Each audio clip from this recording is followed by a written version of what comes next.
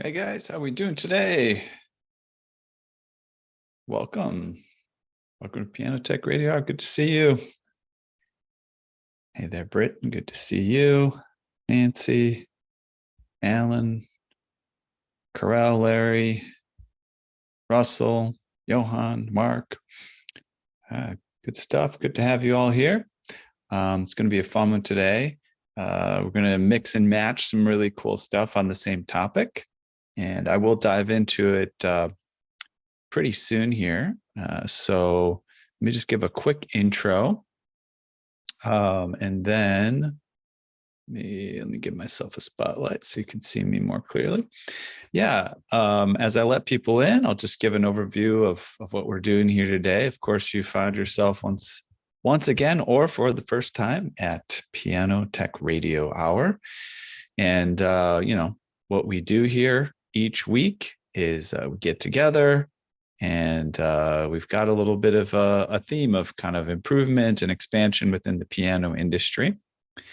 We gather here every Saturday. We learn from the most fascinating and knowledgeable folks in the piano world. This includes manufacturers, rebuilders, musicians, makers of other instruments, piano techs, and more.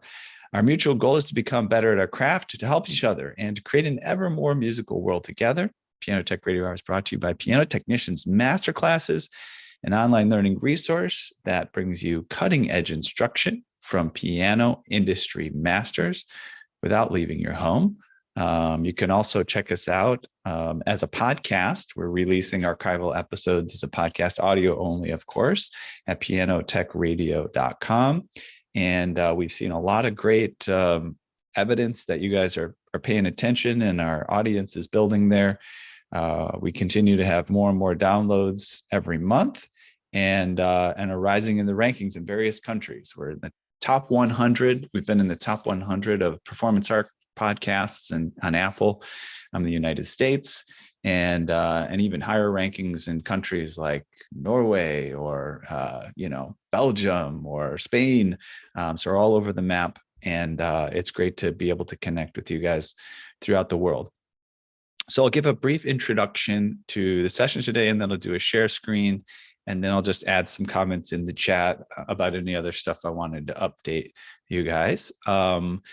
The topic of today is kind of going to be this sort of damper, trap work, back action, pedal kind of theme. And what I thought I would do is something kind of fun. We just had our lecture with Joe Jackson out of St. Louis, and he's a very prolific piano guy there who started, like most of us, as just just one guy running around tuning pianos, and he's built an operation with over 20 different staff members. They do moving, they do sales, and they go throughout the country. And so he's built up a wealth of knowledge, and he wanted to cover this topic of dampers and so forth, because it really can remain quite mystical to a lot of folks. And so what we're going to do is we're going to share some clips of that, but what we're going to do is we're going to intermix it with some clips of a past lecture we had with Steve Brady. Steve Brady, of course, author of Under the Lid, and very well respected in the piano industry, has had a great career. And he has also done a lecture with us previously on a similar topic. And so what I'm going to do is just bring in a few clips from both of those lectures, and sort of, somewhat related. The clips will be, I think I created some nice transitions, but I think, the goal here is to encourage you to dive in deeper and find out more, while at the same time gaining some valuable knowledge just by tuning in today. So for those folks that are tuning on YouTube and Facebook, we will stop the live stream early. So if you wanted to finish with us, you'll have to jump on to the Zoom call. We'll put a link in the chats about how to do that. And without further ado, I'll head on over into the lectures, and we'll take it from there, and I'll communicate more in the chat. So let me get that going. And then you guys will just let me know if you experience any audio or video issues, and I'll optimize accordingly. Sometimes we have issues that need resolution, but I think I've got everything set up all right. All right, here we go.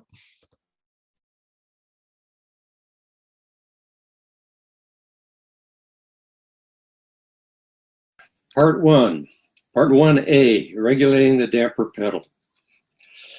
Now this seems like a pretty straightforward thing, and something that most of us do pretty much every day, but I want to get into some of the subtleties of how the damper pedal should be regulated.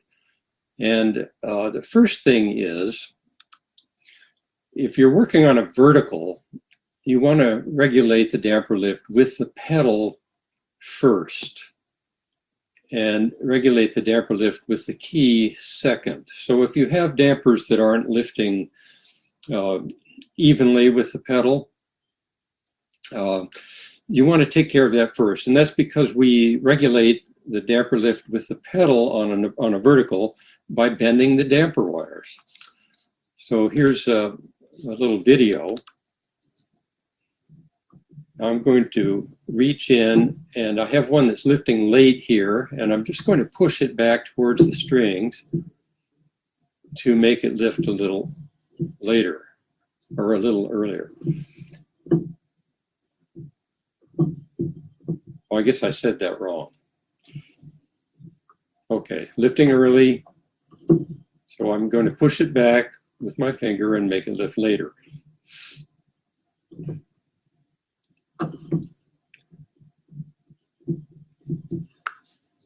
Okay, now here's another look at the same process.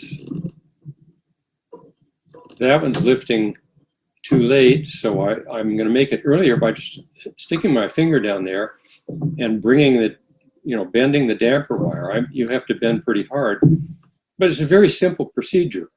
I'll show that again.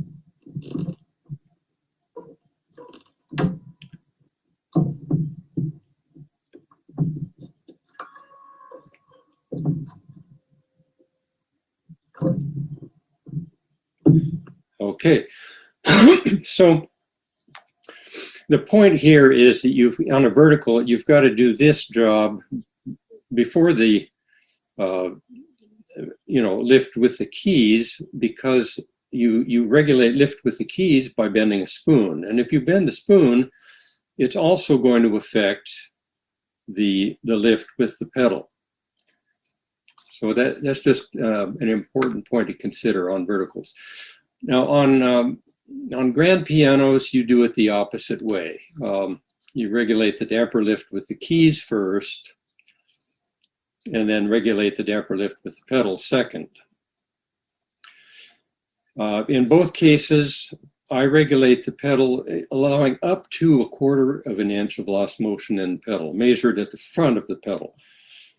I wouldn't want more lost motion than that, but this is kind of a personal thing, and some pianists prefer a really instantaneous pickup, and some like to have quite a bit of play. But I think up to 1/4 inch measured at the front is a good way to go. On a grand piano, the right way to regulate lost motion in the pedal is usually going to be by shimming under the back end of the pedal. That's because that's where most of the wear occurs, or most of the compression occurs. And we have adjustments at the top of the pedal rod. And yes, if it's a new piano and you notice that adjustment nut at the top has kind of worked its way down, sure, yeah, go ahead and bring that back up to where it was originally and lock it in nice and tight. But other than that, on older pianos, what you want to go do is shim under the back end of the pedal. This is really an extreme case, and I think both of the other pedals need the same treatment. But it's this pad under here that's getting compressed over the years by the weight of the pedal. Okay, important point about regulating the pedal. Both the pedal and the keys should lift the dampers the same amount, resulting in separation between the damper felts and the strings of about 1/8 inch. With the pedal fully depressed, and first I'm going to show you this is the amount of separation that you should be looking for. So if your keys aren't lifting the dampers this high, then you need to adjust the damper lift with the keys, and then do it with the pedal. Once the pedal is regulated fully depressed, the dampers should just wink when you play the keys. Okay, and so you stop the motion of the damper trap lever. Usually there's a piece of felt here on Steinways. On a lot of other pianos, there will be a nice adjustment screw. So whatever it takes, you stop the travel of the pedal at the point where you get this effect. And here's a little video. So I've got the pedal pressed all the way down, and I'm going to play the keys now. And I want to see just a little winking.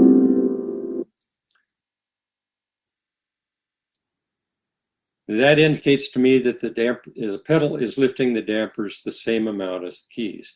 And you notice there's quite a bit of nice separation between the damper felts and the strings. That's exactly what you want to see. Right now, today, we put 3 examples on their side for us to look at. One is a Steinway M, the other one is a Yamaha G1, and the last is a Baldwin R. Those are very typical pianos you see out in the field. Kawai and a Mason Hamlin, those are very popular as well. So are Samix and Young Chains. They're all going to be similar. And when we get into some of these other classes, we'll go deeper into the differences on those other brands. But right now, let's just start with the Steinway M. We're going to take a look at the trap work and talk about how the pedal goes on and what happens with the trap work. So this is the lyre for a Steinway, okay? It is a locking cam lock, okay? So it comes along on modern Steinways now. This has been replaced with a come-to. So it is not a cam lock with a locking plate any longer. But that's not until the last, whatever, 10 or so years. Up until that point, from the last 100+ years, this is what a Steinway is going to look like on the bottom. So the lyre on this model goes into that groove and backwards, okay? You can see that it's larger and smaller to match, so it can fit into this larger area, and it goes deep into the back area where it shrinks, and it's also concaved, so it brings it up and tight, okay? Now, the trick with these, with Steinways, is always getting this on and the pedal supports on at the same time. The trick with that is really to get the pedal supports on, get the edge of this guy in there, lock it in place, and catch all of that all at once.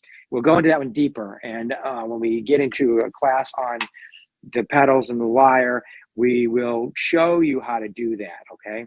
That's a really important one, because when these come off, if you don't know how to put a Steinway on, you can spend a really long time trying to get it on and then eventually giving up, because it can be really frustrating. Now, this is an old world Steinway that does not have an adjustable push rod. Okay, so we go into the trap work. We're going to start from this side. This is your shift pedal, okay? So when you get underneath it, the shift pedal goes back and forth like this, and it actuates an arm on the inside that pushes the action towards the treble. The next pedal over is your sostenuto, okay? It's a push style, meaning you actuate it here and it pushes this pitman up, and that pitman will push the monkey of the sostenuto, because on a Steinway, we all know the sostenuto up until recently was on the action, okay? So this arm actuates this arm goes into the push, and it pushes it up into the monkey. Sorry, I went backwards here.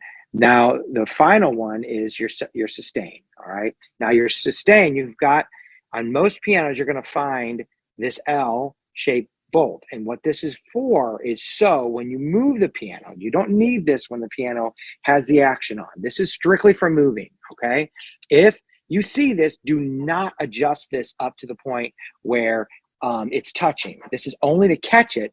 And the reason for that is that if this pops open, this spring disappears and this pitman disappears. All right. So whenever you're moving a piano, you want to make sure that this L is in place so you don't lose it. Now, on this one, the lyre pedal actuates this arm. It has this spring, coil spring inside of it that gives you the reverse push, and your pitman goes up and down into the tray and lifts the tray up from the inside. All right, I'm going to put this back on. So you've got your shift pedal, your sostenuto pedal, and your sustain pedal. Now, areas that wear out frequently are the pad on the top. You also, again, have another pad in here that's crucial. And you've got a pad inside of here for the here and here for the spring. If those aren't in good repair, you will get squeaking. Okay. You also have a heavy block of wood.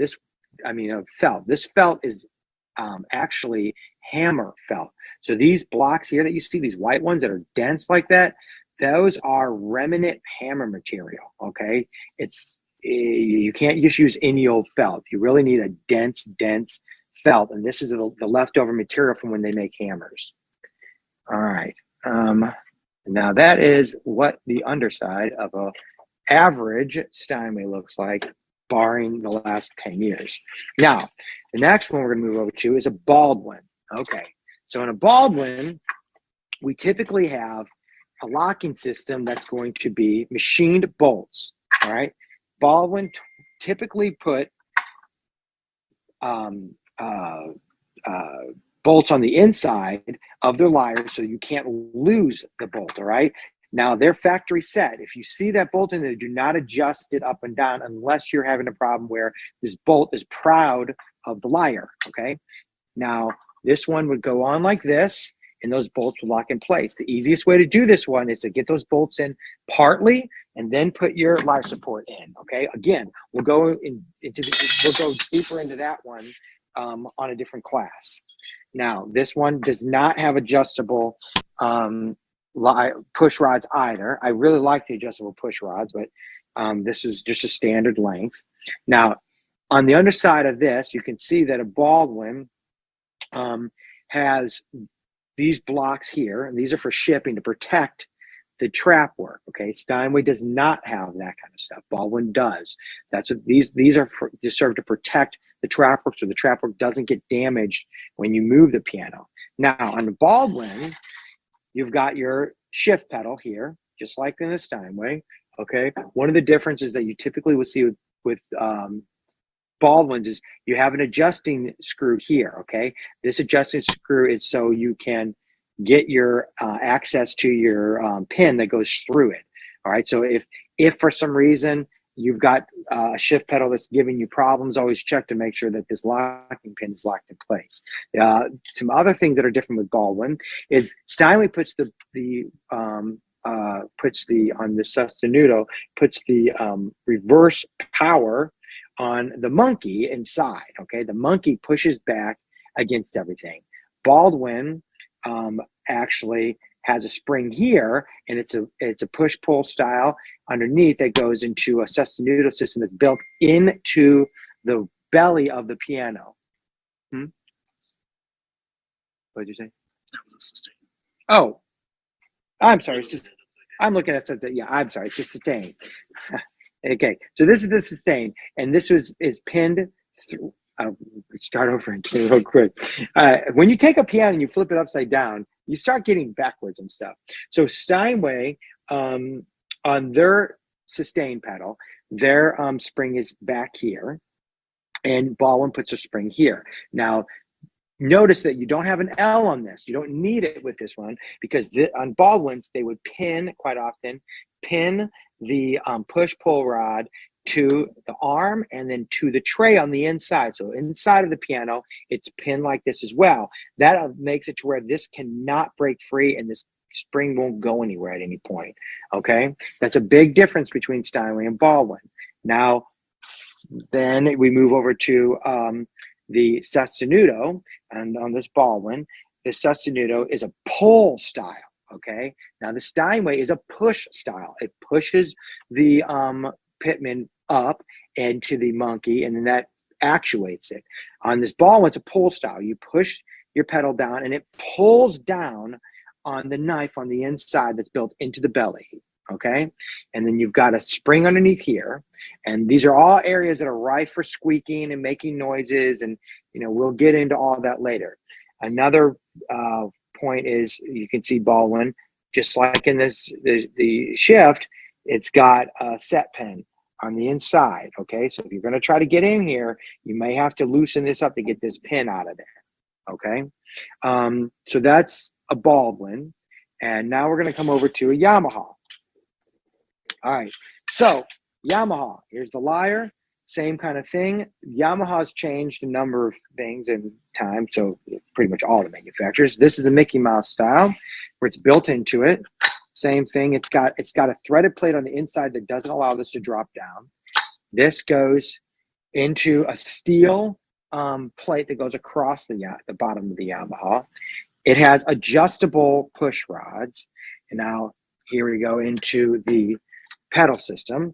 Now, shift pedal, same as the other ones pretty much, except this shift pedal is a lot thinner and smaller than the other shift pedals, and it's compensated with this guide. Okay, now that guide, if it's worn out, can make a noise. No set pins on this. Same premise, pushes it, goes in, shifts the piano over. Now let's see if I can avoid mixing this up. Here is our sostenuto. Nope. Sorry. Oh, sorry. I'm back here. Here's our sustain again. I'm sorry. I am dyslexic, and this upside down stuff is really driving me crazy. So again, we've got a stop. All right. So if you're moving this thing, if you're dealing with this, make sure that's engaged before you flip it on its side. Here's our pitman. Now on this model, the pitman and the spring are incorrect. That shouldn't be there. The pitman goes up through the hole. The spring should have been loaded right here. I don't know who put that on there. That's a little bit crazy. Now, it's really common when you see a pitman like this with the pins on the top and the bottom. It's really common that this pin will get trapped on the outside of the damper lift tray. Okay, and the common sign that has happened is that you go there and they say, they moved the piano and nothing stops playing. Everything's ringing out. It's because this is pushing the whole damper system up. That will happen, or it'll get trapped on the outside and nothing happens. They go to press the pedal and nothing works.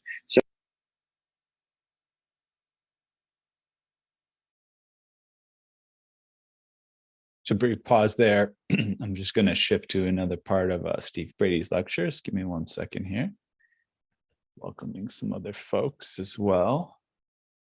Let's see here.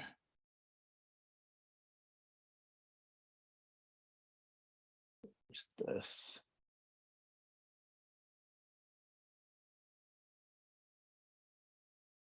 There we go.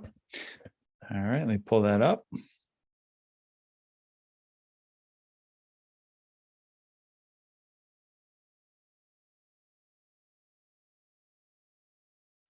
I want to talk a little bit about nomenclature, just so that when I say the name of a certain part, you'll know what I'm talking about. Because I know in our field, people call the different parts by a lot of different names. So very important part is the underlever down here. Another really important part is this vertical part called the top flange. So when I say top flange, this is what I'm talking about. The damper wire goes into the top flange, and in most cases, in modern pianos, it's secured there by a set screw. You also have the damper upstop rail. You have a sostenuto rod, which is right here, and the sostenuto monkey.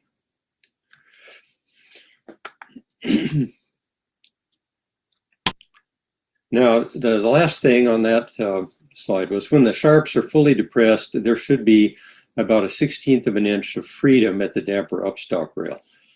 And I have a little video here to show that.